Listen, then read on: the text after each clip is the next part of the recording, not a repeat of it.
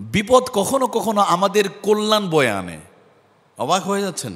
হ্যাঁ, বিপদ কখনো কখনো, মুসিবত আমাদের জীবনের অনেক উপকার টেনে আনে। বর্তমান ভারতের যে একজন যাত্রী, তিনি ইংল্যান্ডে যাবে, জ্যামে পড়ার কারণে তিনি বিমান উঠতে পারে না, ওই বিমানটা ধ্বংস হয়ে গেছে। আপনারা জানেন কিনা জানি না, আটলান্টিক মহাসাগরে যেই জাহাজটি ডুবে গিয়েছিল, যেটা বলা হয় টাইটানিক, এই টাইটানিকে একজন যাত্রী, সে ওই জাহাজে উঠতে পারে নাই, সে আসতে দেরি করার কারণে জাহাজ ছেড়ে দিয়েছে। সেদিন সে বুকে চাপড়ায় বলেছিল, আমার মতো ভাগ্য খারাপ মানুষ পৃথিবীতে একটাও নাই।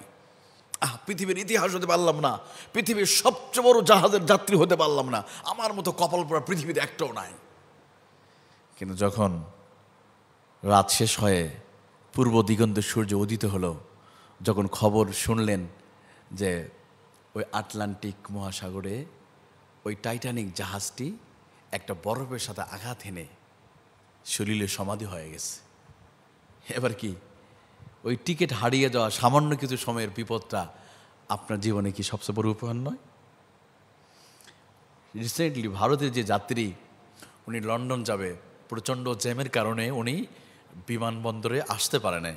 কারণ ইমিগ্রেশনে আপনি আগে যেতে হবে, কারণ এটা বিমান তো সাধারণ কোনো বাহন নয় যে আপনি দাঁড়িয়ে থাকবে, এটা নয়। এটা সময়ের সাথে এটা হাজার হাজার যাত্রী পৃথিবীর বিভিন্ন দেশে যাবে, সময় দেরি করছে, উঠতে পারে নাই। তখন ওই মহিলা বলছে, আমার খুব কষ্ট হলো, এত এত হাজার টাকা দিয়ে টিকিটটাও ফিরে পাবে না, দেখেন টিকিট টাকাও পাবে না। উনি চাকরি করে লন্ডনে, চাকরিটাও চলে যাবে, টাকাও সে বারবার রিকোয়েস্ট করেছে, কিন্তু কে কার কথা শুনে, নিজেকে গালি দিতে সে যাচ্ছিল, কিন্তু যেতে যেতে এখনো ঘরে পৌঁছতেই পারে নাই। শুনলো যে ওই বিমানটা আবার 8 মিনিট পরে ক্র্যাশ হয়ে গেছে, শেষ হয়ে গেছে। এই জন্য বলি, বিপদ কখনো কখনো নিয়ামত। দুনিয়ার এই বিপদ কোনো বিপদই নয়, দুনিয়ার এই মুসিবত কোনো মুসিবত নয়। সবচেয়ে বড় মুসিবত হলো হাসরের মাঠ, যেদিন কোনো সাহায্যকারী থাকবে না। দুনিয়ার এই বিপদ বিপদই নয়। 2017 সালে ভোলাতে একটা ঘটনা ঘটে গিয়েছিল, হয়তো অনেকের স্মরণ আছে কিনা জানি না, আমিও ঘটনাটা স্মরণ করে দিচ্ছি আপনাদেরকে। একজন ব্যক্তি, উনি তরমুজ লাগিয়েছিল। হঠাৎ, ভোলা তো জানেন, ভোলা দ্বীপ রাষ্ট্র, বাংলাদেশ দ্বীপ জেলা, চতুর্দিকে আপনার পানি আর পানি, তো জোয়ার ভাটা হয়। আমরা ভোলাতে অনেক মাহফিলে গিয়ে দেখেছি, জোয়ার ভাটা কখনো বেশি জোয়ারের কারণে পানি বেশি আসলে ফসল সব মেসাকার হয়ে যায়। তো ওর পুরো তরমুজের জমিটা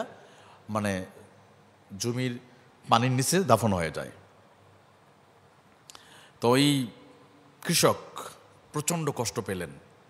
কষ্ট পেয়ে মনে মনে ভাবতে, আমার ভাগ্যটা তো খারাপ, আর কতদিন পর বিক্রি করলে আমি লক্ষ লক্ষ টাকা, 3 লক্ষ টাকা পেতাম।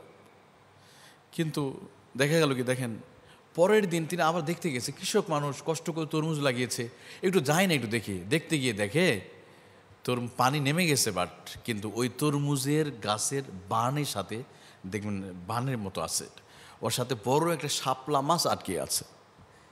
পানি চলে গেছে, মাছটা যেতে পারে নাই।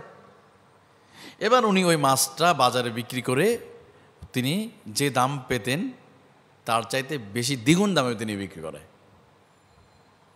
এই জন্য আল্লাহ রাব্বুল আলামিন বলেন, কুতিবা আলাইকুমুল কিতালু ওয়া হুয়া কুরহুল লাকুম ওয়া আসা আন তাকরাহু শাইআন ওয়া হুয়া খায়রুল লাকুম ওয়া আসা আন তুহিব্বু শাইআন ওয়া হুয়া শাররুল লাকুম। আল্লাহ রাব্বুল আলামিন বলেন, দুনিয়ার মানুষের তোমরা যেটা কল্যাণ মনে করো সেটাও কল্যাণ হতে পারে, আবার তোমরা যেটা ওয়াসাং তুহিব্বু শাইআ ওয়া হুয়া শাররুল লাকুম, তোমরা যেটা ভালো মনে করো হয়তো সেটাও আবার খারাপ কিছু অকল্যাণ লেখা হতে পারে। এই জন্য কখনো তোমরা কোনো বিপদকে তোমরা গালি দিও না, মুসিবত এগুলো আল্লাহর পক্ষ থেকে আসে। আল্লাহ বিপদ দিলে ধৈর্য ধারণ করলে আল্লাহ গুনাহগুলো মাফ করে দিবে, ধৈর্য ধারণ করলে গুনাহ মাফ করে দিবে।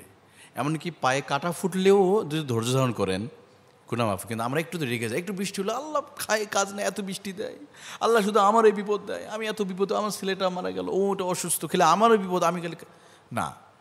আল্লাহ পরীক্ষা করে, এই পরীক্ষার মধ্যে কল্যাণ আছে যদি ধৈর্য ধারণ করতে পারেন।